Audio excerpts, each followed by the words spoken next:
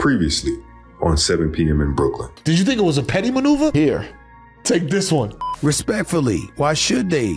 Melo, you do realize this guy was a second round European player that when he got drafted, they was in the middle of a Taco Bell commercial. The incident was on your ass, bro, about the whole jersey situation.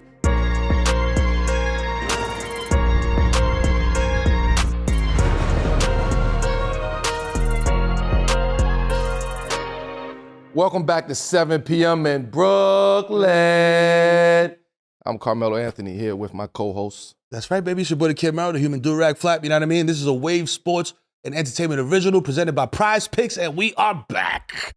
So, yo, listen, man. Last episode, there was a little confusion, you know what I'm saying? And the incident was on your ass, bro, about the whole jersey situation. But like my read on it, so listen, I'm gonna let you clear the air, but like my read on it sitting here in this chair was like, it wasn't like a shot at Jokic. It wasn't a shot at, you know what I mean, nobody. To me, what you were saying, and correct me if I'm wrong, to me what you were saying was like, yo, like what I did over there, you know what I'm saying? Like, you know, I accomplished a lot out there. You know what I'm saying? Playoffs every year, perennial, you know what I'm saying, out there. Before that, it wasn't really going down like that. So when I leave, just take the number 15 out of the rotation. You know what I'm saying? Like, people come in, you know what I'm saying? Don't just be giving, you know what I mean? That's what I thought. Okay. You know what I mean? That was my take on it. Apparently, a lot of motherfuckers thought different because, you could bleep that because, you know what I'm saying, this is the first 30 seconds. But a lot of people were saying, like, yo, he's bugging. Anthony Randolph wore the number before. Even our bro Stephen A. Smith was like, Carmelo. I ain't see that. He's like, I love you, but you're bugging. Like, essentially is what he said. But you know what I mean? But like, yeah, you put him on. Put him on what you was really trying to say. I saw some of the comments, though. You know what I mean? I saw some of the comments. I just think we in a time where you can't say nothing. Like if people think that it's a shot or negative, they jump on you. On the left. So the situation, what I was explaining was, in Denver during that time, for one, I didn't actually leave. It was just a circumstance, right? And well, let me back up. Everybody had something to say about me for 20 years. I've never spoken on anything. No situations that I've ever been in. No feelings, no nothing. Whatever it was, I stood tall and I kept it going. So now that I got my own, I can speak on these things and not negatively. Like, I'm speaking on just an experience at a point in time in my career, because the question was provided to me.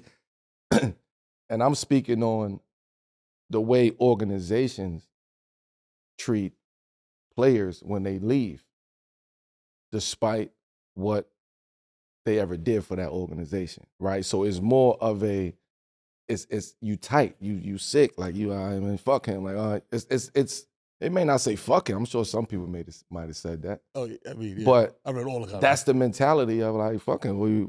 He wanted to leave. Oh, word? You want to bounce? Right. So my shit wasn't against Jokic. I don't even know why they asking Jokic, hey, what do you think about Melo? I don't know. Why is it against Jokic? It have nothing to do with Jokic. That was 4 or 5 years later. I was making a point of organizationally. That organization didn't handle it well when it came to the number. And I'm standing on that because if you handle that well, Anthony Randolph don't get the 15.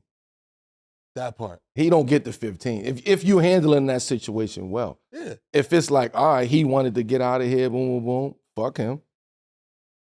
Here, Anthony Randolph. I don't know why I don't like saying names and shit, but here. I mean, it just happened to be him. It just happened to be him. It could have been Tony Snell, whoever. Right. You know So you got to think, it was a lockout when I left. So I played that half of the season, the end of the season, then it was a lockout.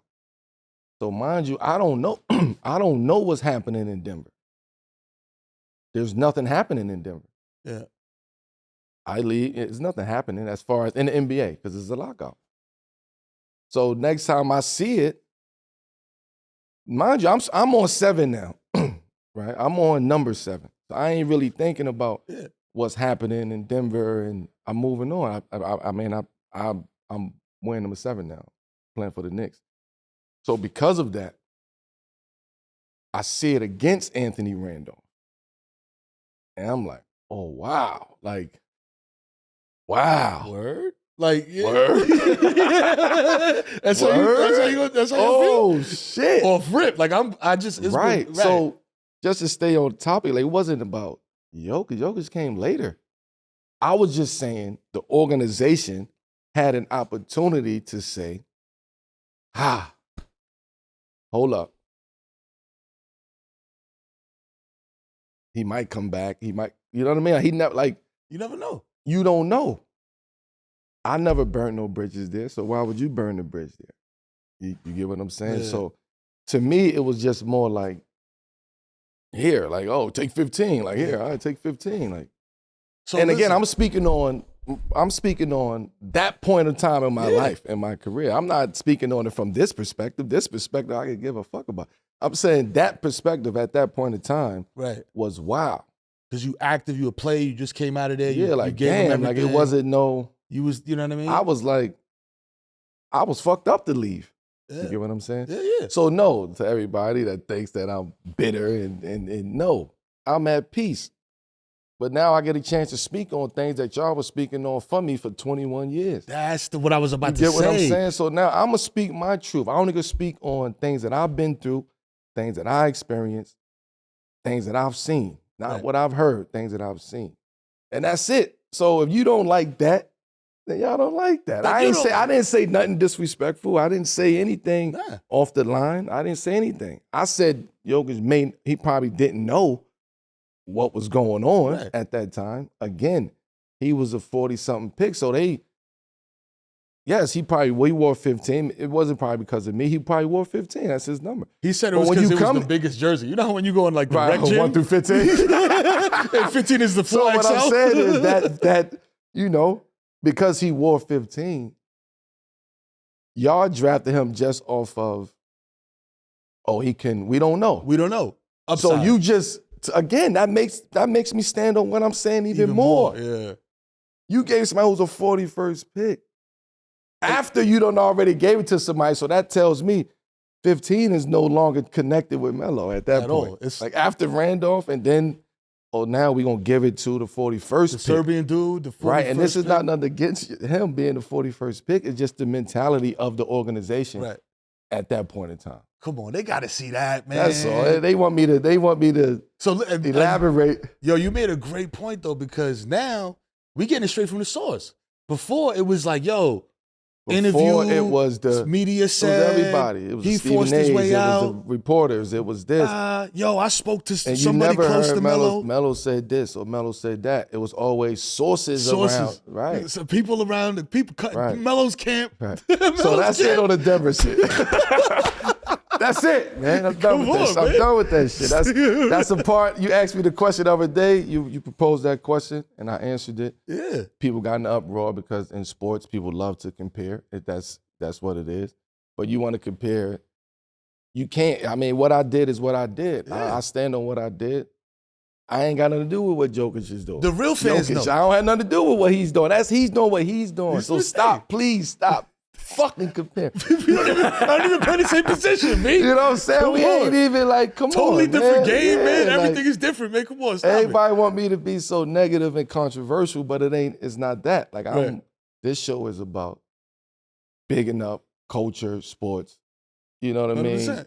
Respect, giving flowers. You know what I mean? But also keeping it a buck. That part. From my perspective. And that's what I'm trying to tell motherfuckers. It's like, bro, hey, Samuel said it, you know what I'm saying? Some of y'all can't handle the truth. You know what I mean? And then you get in your bag. But the real ones know. But you only gonna hear me speak on things that I've been through. Right.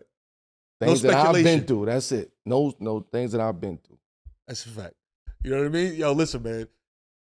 Switching gears real quick, you know what I mean? Shot to Denver. You know what I mean? You're welcome. But we in the middle of What jersey is The that? NFL playoffs.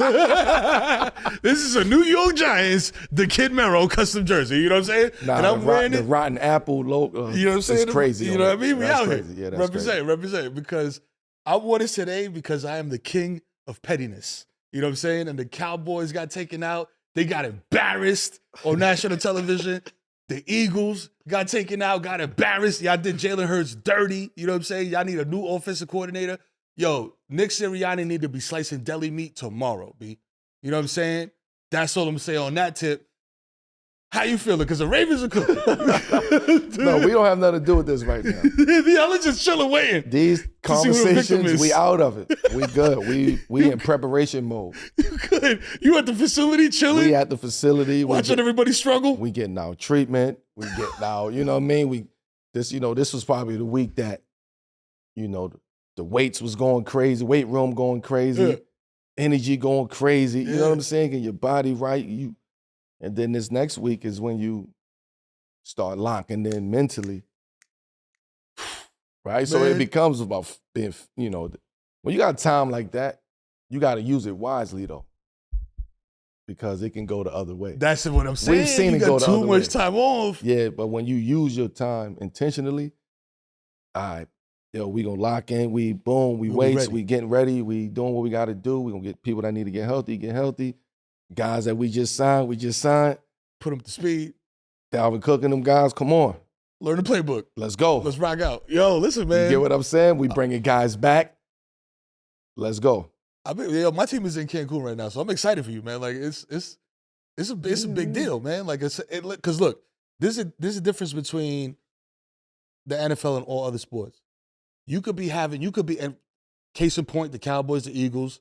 You know what I mean? You could be cooking the Dolphins. You could be cooking all season, looking unstoppable. Team gets hot, wild card game. You go home. You like, yo, you don't even know what happened. It ain't a 5-game, 7-game series. Nah. It's win or go home. The wild card game is like the play-in game. Yep. You know what I'm saying? It's like that's catch them upset. You got one shot to do this. I mean, in football, you got one shot to do it every game, but like that wild card game just hit different. It hits different, and that's guys are, I'm sure from a basketball standpoint, like that's a game like you would really lock into because this is the in-season game or this is the tournament game. Like we gotta focus on this shit. Our focus is you. That's it. Yo, that's it. Bro, because we win this. Playoffs is different. This shit is intense, bro. And but you wore that jersey for a reason. Because I'm King Petty. Because I'm a very petty individual. Yes. Because they was talking crazy about the Giants all season. Yo, y'all are trash. This, that. Yo, y'all can't. Yo, Tommy DeVito, bro. They was cooking us, bro. So, yo, your mighty Cowboys have fallen. Your mighty Eagles have fallen. You know what I'm saying? This is what this is about. You know what I'm saying? Okay. You know what I mean? I'm getting my shit off. You know what I'm saying? Let me. Okay, I love it. You got the space. No, you got the space, champ. You got the space. Say what you got to say. You got the space. You know what I mean? And listen, the Giants are going to reload and we coming back next year, man. I'm telling y'all right now. We getting the offensive line in shape. You know what I mean? We get some skill position situations coordinated. You know what I mean? Coordinated. Caleb, you know what I'm saying? Hopefully. It's a lot of hopefullys for Giants fans right now, man. You just got to, as a Giant fan, man, you just got to, let the season end and just, I'm going to tell you who I feel bad for. You might not. You probably don't give a fuck. But I feel bad for Dallas Cowboys fans. Oh. I do. I mean, you're right. I don't give a fuck. But yeah. I know, but I feel bad for them because, and I think the reason why New York and Dallas fans don't like each other because they're very similar in a way. Yeah, no. Right? It's like, it's the most anticipated album coming out every year. Every year. Every year. This is going platinum every single year, bro. It come out, 5,000 copies. But, double wood. But with that being said, every year they expect it to go platinum.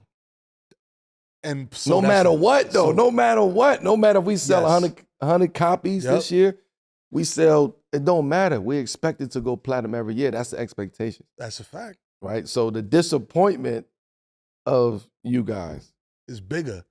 And I'll tell you this. And the pride of that is bigger. It's crazy. With you guys, is bigger because you are New York fans. Right? Dallas fans is all over the world. Like, they all over the country. It's Dallas is in, you got America's DC, team. Baltimore, you got fans all over that is in rival cities. That's Dallas Cowboys fans. And I'll tell you why, because it's a lot of, because again, these America's team. So it's a lot of old heads that grew up seeing the Cowboys as like, you know, the Jordan Bulls. So they just pass it down? They just pass it down. Generational, bro. You pass that shit down like it's like genetic, like this generational curse. Yeah. You're going to be a Cowboys fan. Even though you live in Kansas City, you're going to be and we got Pat Mahomes, we got Travis Kelce, we got all this. You're going to be a Cowboys fan. You're going to root for Dakota Prescott. Yo, it's crazy. And that's the thing, but it's true. You dead right. New York teams, period. Yeah. Like the Knicks, the Giants, the Yankees, no matter who it is, the main teams, they expect to win a chip every year. What you supposed to. What you supposed to. Yeah, of course. What you gotta supposed be confident. to. What you supposed to. But a lot of times. I'm speaking from as a fan. You can't be disappointed in the fandom. Like, I get it and I respect it so much.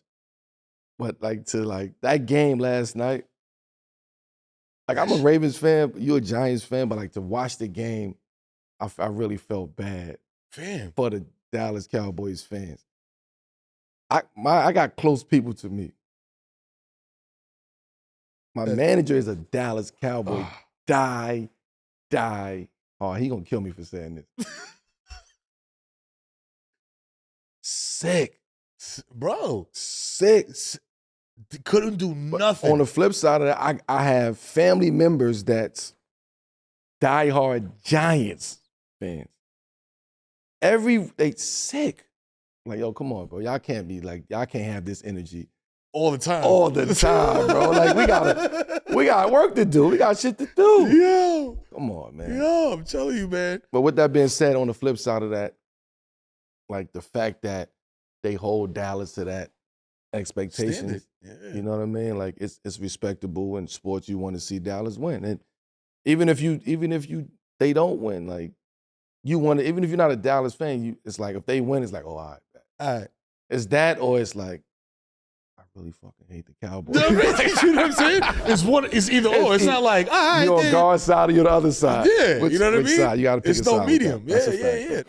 We're taking a brief break from today's episode to let you know that Prize Picks got you covered when it comes to helping you make some bread. That's right. You know what I mean? The NFL playoffs is here now, and the NBA season is in full swing.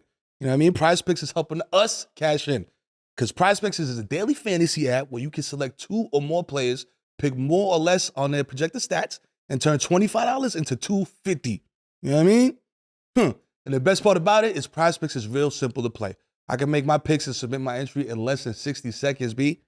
Prize Picks allows you to pick combo projections across football and basketball with specials.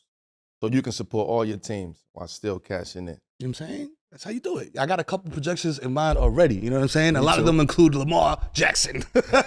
Be sure to visit prizepicks.com/7 p.m. and use promo code 7 p.m. for a deposit match up to $100. Now back to the show. Let's get it. Nah, but yeah, man, thanks. It's next year, man. You know, they got to go back to the drawing board, man. Bro, but the thing is, to me, it's like, as a Giants fan, I knew we had to go back to the drawing board like week 5. You know what I'm saying? Stop, bro. It's something different. Nah, I can't let you do that. Yo, y'all was battling injuries. Y'all had injuries, That's what bro. I'm saying. Y'all had. But it's football, Melo. You know what I mean? Next man up, bro. The greatest teams is always like, yo, next man up. But who builds for that? Who builds for that? The GM, the front office. So, y'all built for that, for next man up. No, right? And that's why so you can't be. That's why I got beef with the front. It's not the Giants. Yo, Wan'Dale Robinson, that's my dog. You know what I'm saying? You had a hell of a season, my G. You balled out. But the front office ain't put you in a position to fucking win. You know what I'm saying? You can't big Wan'Dale Robinson up and then say, but. Like, you know what I'm saying? Like, give him his flowers. Yo, please cook. That's my dog. I announced you picked, bro. That's my dog. We locked in forever. But yo, fam, it's like the front office. It's like, man, listen, I coach Pee Wee football, and I know the game lives and dies in the trenches, bro. Yeah, the offensive line. You know what I'm saying? Your quarterback could be the illest in the world, bro. Like, you need a decent or good at least offensive line, bro. That's a life lesson. You feel me? The game is won or lost in the trenches. In the trenches. You understand? Like, just how the game is about a bucket, life is won or lost in the trenches, man. The game. That's a fact. You know what I'm saying? So, you know what I mean? Hopefully. But you shouldn't. I mean, I'm sure you're happy today. Obviously, you fucking happy. You wore the rotten apple. Oh yeah, New York Giants. Super. With the, I'm like, listen, that was different because it's a different. You know how it is divisionally. You know what I mean? Like, I get it. You know what I mean? Like, I know you didn't want the Steelers to go. You know what I mean? And mess around it. You know what I mean? And then it's fucking. No, but it's different. It's different because if the Steelers would have won, we had a chance to play them. Is what I'm saying. Like. And you want to beat them. It's better right. to beat them than for them to take an It's L. better when you can go on the field and like whoop their ass. Right. As opposed to sitting at home like, yo, I hope them niggas lose, man. And then y'all celebrating more than the Cowboys. You know, more than Green Bay fans celebrate. It's like, nah, like. Yo, it was crazy. They was throwing ticket tape parades, y'all bro. bugged out. Route 4 in Jersey.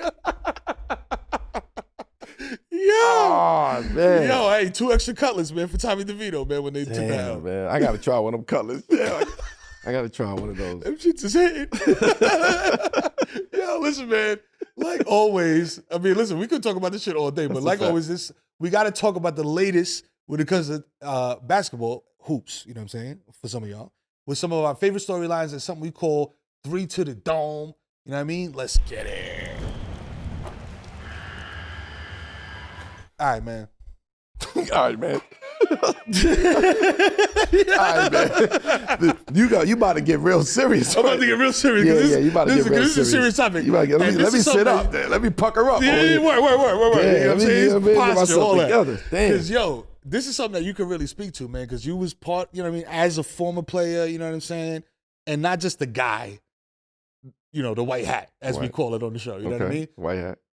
Joel Embiid is on fire this season. Fuego.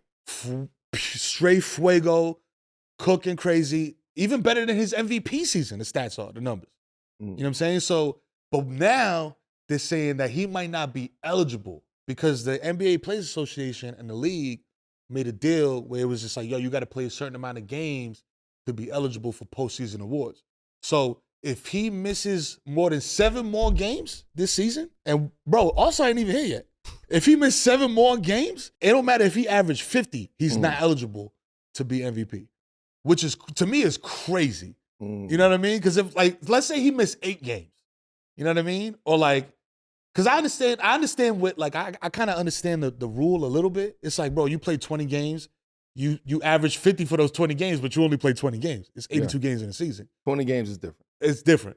But my man, he's been on, and he's been cooking. So, that, I don't know, man. Like, my take on it is just like, that's crazy. Get that whole rule out of here. But like, the players agreed on it, so that's part of the negotiation. That's the business of basketball. You get what I'm saying? That's the business of basketball. When you speaking about, when you trying to get 450 players to agree to deal points, negotiating against the NBA. How do y'all do it? Like, when the players are like, like you said, it's 450 of y'all. Yeah.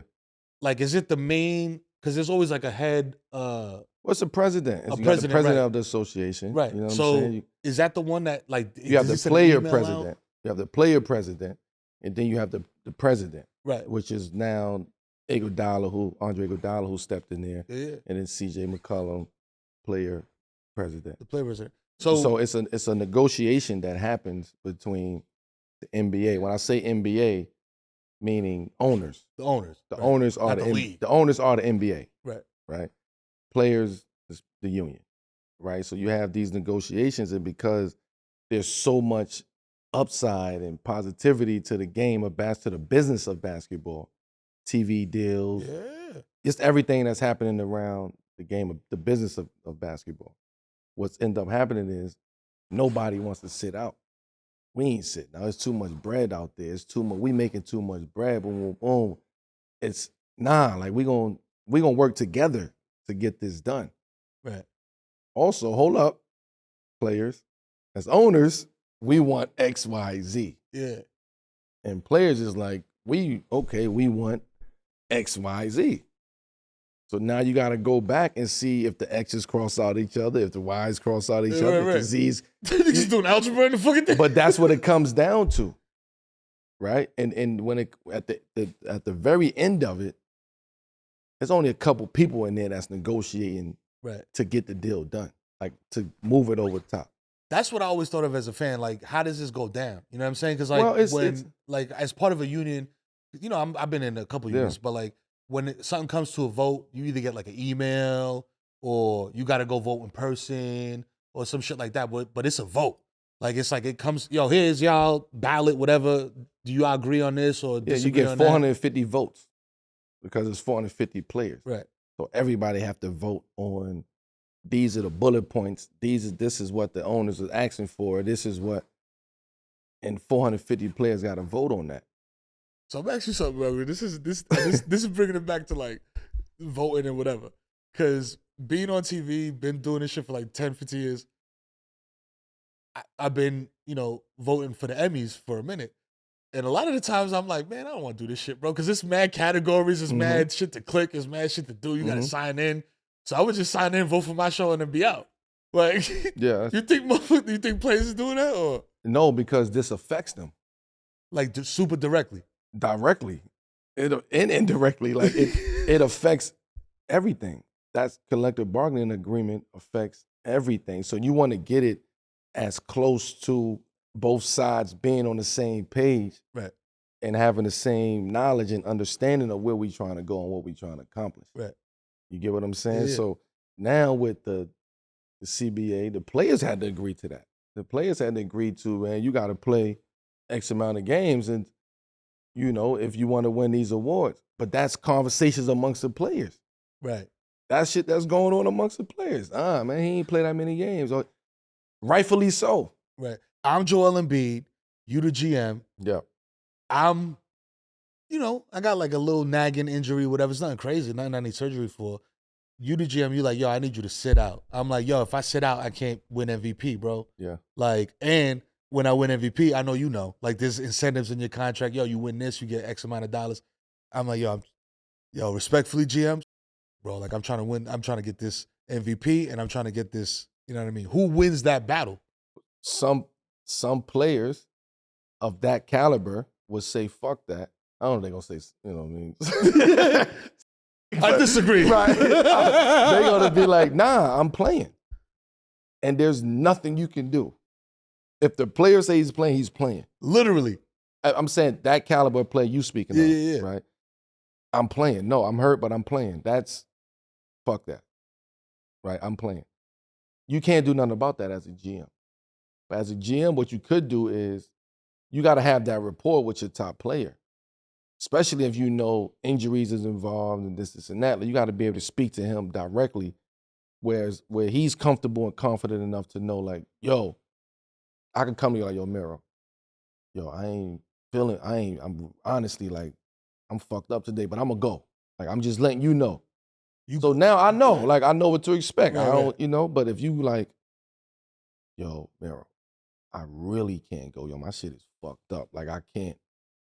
As a GM, you got to be like, yo, look, you look me in my eyes and tell me you fucked up, I got to protect you. Yeah. Right? But if you look at me in my eyes saying, yo, I'm fucked up, but I can go, that's different. But if you look at me in my eyes like, yo, I'm fucked up, and they want me to go, right? I gotta have that rapport with you as my star player. Right.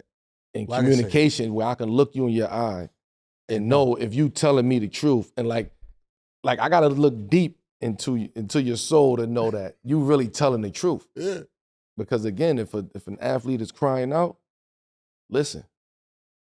So that's my take. So to answer the question of Embiid and MVP and the CBA and playing the amount of games, I just think that it's twofold. Like, I get the CBA. I get why they did it. I get why people agreed to that. You know what I mean? But also with Joel, bro, if you play 450 games, cool. If you play 60 games, like that, if you was the best player in the league for 3/4 of the season, you the MVP. I mean, that's how I see it. But 3/4 of the season is 50 games or some shit like that. Like I know somebody gonna try to fact check me, but Yo, Melo's bucking like he was last week. Yeah, He's wilding. 75% is 74%. It's actually 73.5. This motherfucker don't know what we talking about. Go back to school, nigga.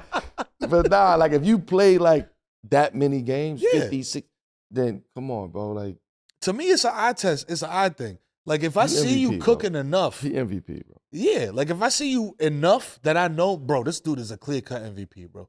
Like look at what he's doing. You know what I'm saying? Like if you miss 20 games, you miss 20. You know what I'm saying? Yeah. Especially the bigs. You know what I'm saying? Like they got different type of issues, bro. You're not a 6'2" guard. You know what I mean? Like you got foot issues, knee issues. You mad big. You know what I'm saying? You fall is different, bro. When I fall is different than Embiid falling. You know what I'm saying? That's a whole 7 feet type of shit falling down the stairs. You know what I mean? It's like, you know what I mean? It's like, bro, it's like a Frenchie falling down the stairs versus a big ass Great Dane. You know what I mean? Like, nigga, you feel me? It's a different situation. You got to take that into account. Hey, yo. Indeed, man, yeah. I can't say that's a crazy rule because I know like the negotiations behind that. Yeah. Like what it took to get to that point and for the players to be like, all right, we agree with that point. It's a lot that went into, it's a lot that went into, because not all 450 was on board of that particular point. It might be 20 of them that's like, nah, it might be like a handful of guys that just was like, nah, man, like you got to play a certain amount of games. So now you take that into actual consideration. So yeah, Embiid should be MVP. So I think so. Going off of that, I think he should be MVP. I mean, as of right now, if it's stopped today, yeah, he'll be MVP. But my thing is, not to cut you off. No. We'll get to the next point. How many games he had? Like what's on the amount of games that he can miss? He can miss 7 more games. If he misses more than 7 this season, he's ineligible. You got to play 65. 7? You got to play 65 games to be eligible. How many games? So he's at what? Well, how many games they have right now, roughly? Right before All-Stars, probably like north of 40. Around 40, like around north of 40. Going into All-Star would be north of 40. Yeah. So, what, 8, 9 weeks left in the season? Yeah, I mean, it's like, bro, you can take a day off. You can't miss 10 games. 10 games, like. Let me see how we do that. I'm gonna do one game a week. We got a back-to-back? All right. I'm resting 1 game a week for the next 10 weeks. Also, so with that point, right, the flip side of all of that, and in all seriousness, like, he can't control his injuries. That's what I'm saying. So you can't be mad at him. Like, if he is like, yo, I think he's lying if he say, I don't give a fuck about it, for one. You give a fuck. I give a fuck about it for you. Come on. I want you to go win this shit. So I don't agree with that part. I think everybody that says I don't care about MVP is lying. Yeah, that's bullshit. You if you have a chance to win MVP of the league, somebody call you, your agent back call to you back, ever? like come on, man. Yeah, you care about it. So yeah, it is what it is with that comment. You care, so go get it. Is what I'm saying. Like, and I know MVP is a regular season. Go get it. Like, if you have a chance to go get it. Why you want to shy away from it? If I have a chance to go get it, I'm going to get it. If I have a chance to go get it, I am going to get it. And people just got to understand that. Like, this don't happen all the time. My team and this organization and myself put me in this position to be able to go get that award. It's reachable. I'm going to get it. Yeah. I am going to get that. So I ain't fuck that. Yeah, you going to get MVP? Yes. Yeah, hell yeah. Hell yeah. I want it. I want that shit, bro. I want it. Also, it's an individual award, but let's keep it a buck, bro. If the MVP is on your team is getting more shine. Like, you're getting more, you know what I mean? More attention, more media coverage, more everything. You know what I mean? If Embiid was in like a smaller market, if he was like in like Sacramento and he was playing the way he was playing, would he still be in the conversation? I think so. Yeah. Yeah. His game speaks for itself. Like what he's doing, and also they're winning. Right? So it looks even crazier that, 13 left. And now they start taking off. Now it's nothing. It probably has nothing to do with 13. It's just it just had, okay, we got to refocus, we got to reevaluate, we got to restructure, we got to move. What we gonna do in this offense now? What do we got? How we gonna run this So it's offense? no disrespect to 13. It's just this is, you get what I'm saying? Like we got to move on. We got to figure this out over here. And just so happened that those guys are playing extremely well. So yes, he is. If you put him in Sacramento and he's doing these, they will be winning at the same time too, right? So yes, he will be in the MVP conversation. Like, do he deserve it? Yes. Do Jokic deserve it? Yes. Do Giannis deserve it? Yes. They all. It's crazy because this is a big man's part of left MVP race. MVP race. Yeah. It's crazy. The crazy thing to me is like, it's not the coaches that vote on MVP. It's not the players, right? It's the media. So it's like, it's split. It's like it's split in between the media. From my understanding, the media has a big portion of the shit. The voting. Right. So that being said, how do you feel about that? Because it's like, yo, media is biased, bro. Let's keep it a buck. Like, you know what I mean? Like, if you was like, let me pose it to you like this. Like, if you in the middle of the MVP race while you on your way out of Denver, and like 5 of the dudes that got votes is from Colorado, they're not voting for you. Because in their head, they biased. You know what I'm saying? Like, they're like, man, fuck this dude. He's out of here, man. Fuck him. Like, I ain't gonna vote. He ain't getting my vote. Yeah. You know what I mean? So it's just like, to me, I feel like it's kind of wild. And Zach Lowe, shout out to Zach Lowe, he rescinded his vote. He's like, I'm not voting because I don't think it's fair for me to vote. You know what I mean? Like, it should be somebody else. So who, like, we was talking about this on the call yesterday, but like the football, like the college like championship. It's like, how is that decided, bro? Like, you know what I mean? It's like, it's a lot of different things that goes into it. Yeah, that the voting is, I think the voting will always be difficult, like to understand. Yeah. No, like shout out to Zach. Like shout out to Zach because that's major. Yeah. Like for him to understand, like, yo, listen, like me voting, like it could fuck up somebody's money. It money. can fuck up somebody's bag. It can fuck up somebody's endorsements. It can fuck up, you know what I mean? Like like contracts, like it's a lot that goes into that. And if your bias has anything to do with you voting for this or that, you're going to go where your bias is strongly directed to. Keeping the theme about awards, you know what I mean? We talked a little bit about the MVP with Embiid, but he had an interesting comment about Wemby when he was down in San Antonio. His quote was, do you want to become KD or do you want to become me? Yeah. So it feels like Rookie of the Year is going to come down to 2 players who's both, like, we was talking about unicorns, Wemby and Chet Holmgren. You know what I'm saying? So when you look at those 2 guys, do you think the future basketball looks like that? Where it's just like, bro, like, you're not like David West power forward. You know what I mean? Charles Oakley, 12-foot jump shot, power forward enforcer. Is it more like, bro, I just play basketball? You know what I mean? Like, I do everything out here. Like guys like Porzingis, Chet, Wemby, you not like they don't come around often. Like we got a chance to see those guys, three of those type of guys within the last 10 years. Right? So it happened, it occurred more often that those guys came in. You're not gonna see that often. That's very rare. That's hard to come by, like the Chets and the Wembys and the KPs. You know, KD was like, holy shit, like what the fuck? Yeah. Yeah. Like he started that. You know what I mean? He didn't personally start it, but that type of athlete caliber, you know, style of athlete at 6, I'm sure he hate being called 7. 6'11". He hate you 7 feet tall, bro. You 6'10", champ. You 6'10". 6'10"? He hate being called 7 feet. Right? 7 footer? You 6'10", champ. So barefoot. You know what I mean? Like those are like we saw that. It was like, oh shit. When the last time we saw that before KD? Right. It was T-Mac. Right. It was like, oh, this motherfucker 6'9", 6'10", can handle, shooting, pulling. But he was on more so, you know what I mean? Like wing. Yeah. Like now the evolution of those type of athletes. You go from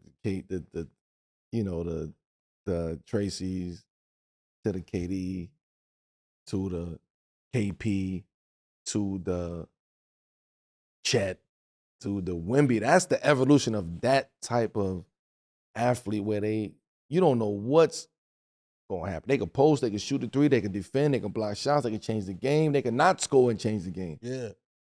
Like we ain't gonna see too many of those that's coming along, man. So it's like a rare. That skill set is different to have good footwork, good coordination, can shoot the ball, can handle the ball, great IQ.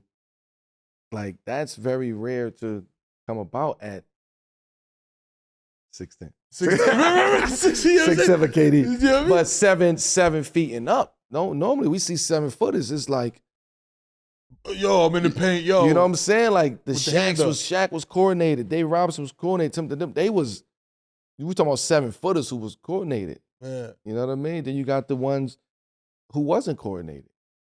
Right? But these guys are coordinated. McElvain. They on the wing. Just mad big, just standing down there, Rick Smits. You know what I'm saying? Rick Smith was a bucket with the Lord. With the little, I know. Rick Smith was a bucket, yeah. With the mullet and the don't fucking front little on Rick Smith. He had the little bucket. You know what I'm saying? He had the maneuvers, And yeah. Pat Yo had battles, and the PE had battles. Yeah, man. Right. But yeah, you're not gonna see often, right? So we might as well just get used to these guys, like being who they are. And I think what Joel was saying too, like it's still not there yet. It's coming to that point where it's like positionless, and like I think like the younger generation, you know what I mean? Like Kai, for example, bro. Like when he comes up, it's like that's what he's stepping into. It's like this situation was like positionless, bro. Like you big, but you gotta do this. You gotta have guard skill set. I guess, yeah. I mean, know what I mean? for sure, you are correct to that point. It's also like the industry is changing. The game is changing for sure, but the industry, the idea of putting together a type of team is changing. Mm-hmm. Structure is changing. Your point guards, the type of point guard that people like you will start seeing now would be more of bigger, taller guards at the point guard position. Yeah. You know what I mean? It's like it's unfortunate that you're not going to really see the smaller guards no more. Damn. Right? So it's like the smaller guard is going to have to work even double. They always had to work harder, Right. but you're going to have to work even double or triple the amount of work and time and put in to be there and to be successful, because you got to be a special little guard, Right. to be there. You gotta be a Steph, a CP. Yeah, but You know what I'm saying? but those guys they have specific skill sets. Like they was very specific in what they did. I'm saying today, like the identity of teams starting from younger is like we want length, we want on the wings, we want long wings, we want a bigger point guard, we want athletic bigs, we want a stretch four that will shoot the tray. Everybody got to shoot.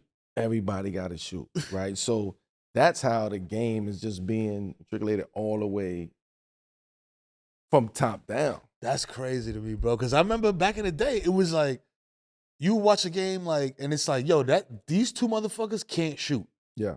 They on the floor right now because they play good defense and they rebound or whatever, but they can't shoot. Yeah. So once they get the ball in their hand, you know it's coming out. So I feel like that's just part of the evolution of the game. You know what I'm saying? Because you said it. The game is about a bucket. The game will always be about a bucket. The game will always be about a bucket. Always. They made a basket to get a bucket. The original basket. The original basket was a bucket. Was a bucket. So the game is about a bucket. Yeah. You understand? Yeah. It's an art to scoring. It's an art to getting a bucket. It's an art to that. And I speak on that confidently because I did what I did, but also top 10 scorer. Most people would say, oh, he's just that. So I'm going to embrace that. I'm going to embrace you saying, oh, he's just a great scorer. Fine, I'm going to embrace that. But they say, so, all right, so you could take it as shade, or you could take I don't take it as shade. Or you could take it as like, yo, yeah. I don't take it as shade. I'm that guy. I'm one of the top 10. It depends on the context of the argument. Right. Then if I take it as shade or not. You know what I'm saying? But overall, I don't take it as shade. I did what I did to the best of my, I did this one thing, and I mastered this one thing for a long, long time. So if you mad at me for mastering something, that's like me going to school for a degree for one thing. Yo, and I mastered that. And it's like, you should have did. I mastered this. I got a PhD. I got a PhD in chemical engineering. Why are you mad at me? Right. You get what I'm saying? What I got a PhD in that. I got a master's. Yeah. It used to be that but hold on. It used to be that they didn't get mad at that. Because they had people who was like, yo, this is what you do specifically. Yes. If you were that, this is why we've grown, to love the George Gervins and you get what I'm saying? Yeah. Like we've grown to love those guys, the Bernard Kings, and you get what I'm saying? Like we've grown to love these guys because of that point right there. They were the best, some of the best at what they did, which was put the ball in the hole, right? We don't say nothing when they say he's the best passer or he's the best rebounder. Yeah. No, there's no shade to that. Nobody ever shaded Dennis Rodman, Nobody never shaded that. Nobody never shaded John Stockton for just, he's the best passer. But when it comes to scoring, you get shaded. Oh, he's you get shaded for doing what the game is supposed to be done. Get a bucket. So when you do it at a high level, you get shaded. Oh, he just could score. That's all he gonna do. I don't give a fuck. Yes, I mastered this shit. I'm gonna give you 40. It's people that's out there that only mastered one thing, and they are respected around the world. People mastered pillows. Like, there's people that master how to make pillows, and they are the best pillow makers in the world. Man. You're not going to them for anything else other than making pillows. That is crazy. But when it comes to scoring, it's like frowned upon. Yeah, because it's like, oh, yeah, he's a great scorer. He's selfish. Why? Because I mastered how to score, because I love to score. This is what I love to do. This is how you win the game. Nobody taught me how to. You get what I'm saying? I learned that on my own. I learned that how to. I can't go back home if I don't stop this motherfucker. Right. I learned different ways. Yeah. Right? But what I was taught and what I've learned, the very basic of the game is how to get a bucket. So you can't be mad at me for enjoying to score the ball. So guys, anybody out there, if this is what you do it to the best of your ability. If you'll score, score the ball. Shoot, no matter what. You're a rebounder, rebound. You're an assist guy, assist. If you're a defender, be a defender. If you a 3-and-D guy, do that. Whatever you do best, do it to the best of your ability. Because that'll get you a spot. That's going to get you a spot because teams are looking for specific things.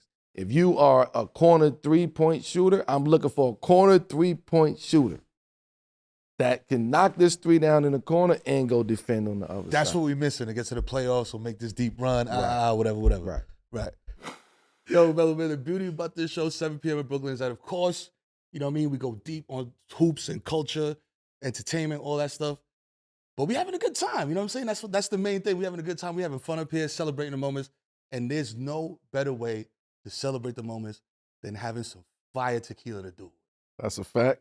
That's right. 1800 Tequila, the world's most awarded tequila, is your go-to when it comes to celebrating the finer moments in life with the smooth tasting tequila. My favorite is the 1800 Cristalino, an ultra-premium crystal clear añejo tequila finished in port wine cask. It's so smooth, you can enjoy it in neat, on the rocks, on your favorite cocktail to elevate its taste. Listen, man, 1800 knows that taste is everything. So it's only right there locked in with us. You know what I mean? We the taste makers. You know what I mean? Salute. Salute.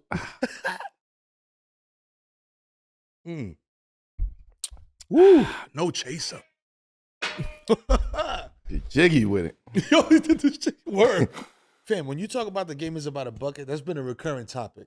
So, you know, there's guys like Hakeem, Sharif Abdul-Rahim, like it's Ooh, that's a good pros, name. you know what I mean, that work out and train with dudes because it's like, yo, they got a special skill set that people really want to learn. And for you, it's like the scoring. Yeah. Top 10 scorer NBA history, you know what I'm saying? Like, everybody knows Melo's a walking bucket. What does a Melo scoring camp look like? Because I know we're not doing this in the Melo scoring camp. Nah, I might break somebody just to do that. Though. Yeah, get past this dude. Yeah. But for me, I'm a very intentional guy. Like, so if you rocking with me, we're working on like very specific things. Like there's been guys that I've worked out, you know, in the NBA, young guys, rookies, whatever, and we just get in the gym and it's basically like I put you through what I think you should be doing better. Also, what the team is looking for from you. Right. So I put you in those type of situations. But also, we get to the nitty-gritty of the basics of basketball and how to get a bucket. If you in these spots, how are you going to get a bucket, right? You in 4 spots. Again, I talk about this a lot. 4 spots on the court. You can be 4 spots, you can move to 8 around the 3, but 4 spots. If you got 2-3 moves in every spot, you're unstoppable in 4 spots. You get what I'm saying? Yeah, If I know I love this right block. Right. I'm going to try to conquer and learn and work on as many moves as I can on this right block for me to be successful in this right block. I want you to say, he's a bad motherfucker on that right block. Right. Right? Like, you get what I'm saying? Yeah, Like, I want you to say that. So when I train guys, it's more so of that. Like, I want you to feel good and confidence and like, you know, like leave out of here like, yo, damn, I feel good about that. Forget the workout, just the moment and the environment and the confidence that you get out of those workouts, the mental, you know, celebrity that you get out of those type of workouts. Right. You know what I'm saying? So to answer your question, it's like, who? You know what I mean? Like, who in the NBA? I mean, Paolo. Like, I've been in the gym with Paolo and Edwards.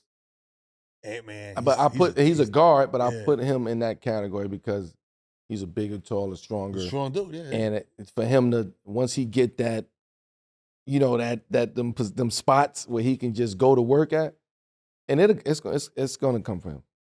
It's gonna slow down for him. He's gonna start seeing, oh, I only need 2-3 dribbles to get a bucket. Like that part. So when you talking about working out with Jew, and get into your spot, doing what you got to do, being intentional, 1 or 2 dribbles. Yeah. Is that a main part of like the Melo? Absolutely. Training camp? It's mindset. It's like, we're going to work on this 1, 2 dribbles, maybe 3 dribbles. Now, this is what we work on. This is what we train on. Right. So when we get in the game and we got multiple dribbles, it's easy to us to know, like, oh, it's programmed to know that I got 2 dribbles to get a bucket. So no matter if you got 5 dribbles in your mind, you got 2 dribbles because this is what I've been training on. This is what I've been working on. I'm applying it to the game. But if I'm working on this all year and I'm working on this and I'm building this part of my game up, and you go to a game and you got 5 dribbles, I only have to take 2 dribbles. But you got to take 4 dribbles. It's like, no, you overthinking it. I got 2 dribbles. If I take these 2 dribbles and get to my spot and I'm going to shoot it, why take another dribble? Because there's so much space. That's the point of the game, create space. So the point of the Melo scoring camp is more to train yourself to not think, just do. Just do. Don't be a robot. React off of the defender. And keep the game basic and simple. If the defender is sending you right, go right. right? Mm-hmm. Okay, let's learn what counters we gonna learn off the right. Right. If the scout report is to send you left, it's for a reason. So we gonna work on going left and making counters and moves off the left, right? If the scout report is to back up when he's pulling up for three, then we'll work on your pull-up three because the guy's back up. So it's not even a thought process. Right. It's you just reacting to the game of basketball. That's for me. That's what I want to get to this younger generation. React, react to the game of basketball. Instincts. For now, everything is just so robotic. I got to swing it. I got to go set this back. I got to do everything perfect. I got to do what you do best. So to spin the block back, yeah, Paolo, Ant, Julius would be in there. Zion would be in that. I'll take some of the young guys. I'll take Wemby. Definitely Wemby. Wemby, out Chet. At the learning the Melo bag? Tatum. And Tatum got a bag though. Yeah. He already. But it's just certain things that's just like you add that and it's a wrap. Listen, I'm not even saying if you get that for me. No, I'm just saying like if we was to sit down and the way that the game was passed down to me. Right. Like I had to sit down with guys to learn certain shit. I thought I had it figured out. But I had to sit down with the Coles and the Elijah Wans and the MJs and to really get the little shit that people don't see to give me an advantage. So those guys are already super talented, super skilled. But like if you can get 1% to be better, yeah, it makes a difference. I'll be the 1% for you. Yo, no defensive sliding, bro. No, you ain't gotta worry about sliding. defensive sliding, none of that. I know people go, yo, this motherfucker don't never play D. No, it ain't. That's what they gonna say. The internet go internet. You don't look at me like you don't look at me. It's like Tony Allen, bro. Right, but you don't want me Melo. to talk about defending because your argument is gonna be, oh, you ain't defend. You ain't like that's gonna be the argument. So I'm gonna talk about you or things that I know I can have an impact on. Right. Which is the basics of the game, a bucket. What makes a bucket getter a bucket getter? What's like 5 things, 3 to 5 things? You know what I mean? That makes it like, is it length? Is it so is you it have dribble? guys that you have pure shot. You have guys that are pure scorers. Like you hear a lot of conversations about pure scorers. Pure scoring is like guys that's just gonna figure it out and they just know how to get a bucket in any situation. Those are different than the best scorers and the top 10 scorers right. and somebody who's averaging 30. No, we're talking about pure scoring. The guys, it's only 10 guys who's in the history of the NBA who's like pure, like really like, if I put you in that corner, you'll get a bucket. If I put you outside, you'll get a bucket. If I in the paint, you're gonna figure it out. So there's not a lot of those in the NBA. So it's pure scorers, and then you have guys who can score the basketball, right? There's a lot of guys who can score the basketball, right? But there's also a lot of guys who can get a bucket as well. All right, some guy, just to kind of break it down. Me, KD, T-Mac, AI, Cole, Steph, Kyrie, Larry Bird. That's what I thought of. George Gervin, Yeah. Bernard King, Jamal Crawford, like I said, T-Mac, like AI, like these are guys that are like J.R. Smiths, are like, are pure scorers. Monte Ellis. Yes. Shout pure to Monte. scorers. Like they are pure Brandon Roy, Joe Johnson. You get what I'm saying? Yeah. Like I'm naming names, but these are like bucket getters, bro. Bucket getters. And you go back in the day, Spencer Haywood, and some may say Jerry West was at his time. Yeah. right? Depending on pace, depending on who you ask. But we talking about pure scoring. Those are pure scores. James Harden is a pure scorer. Yeah. He could get outside, inside, anywhere on the floor. Devin Booker is pure scoring. You get what I'm saying? Yeah. These guys that are like pure scoring. Then there's guys that can score the basketball. You get what I'm saying? And that's like more, is that like a Giannis? Is that like a, you give me That's a Giannis. That's a Bron. Bron is the leading scorer in NBA history. But it's crazy that nobody would put him in the bucket getter category. The bucket getter category. Right.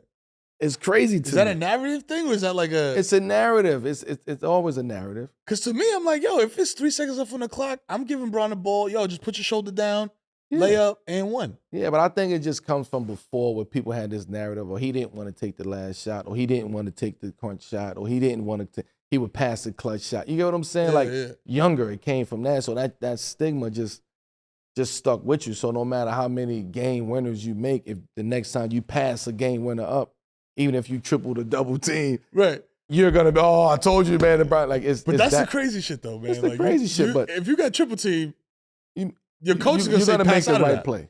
Yeah, you're gonna make the right play. So you have guys who score the basketball at a high clip.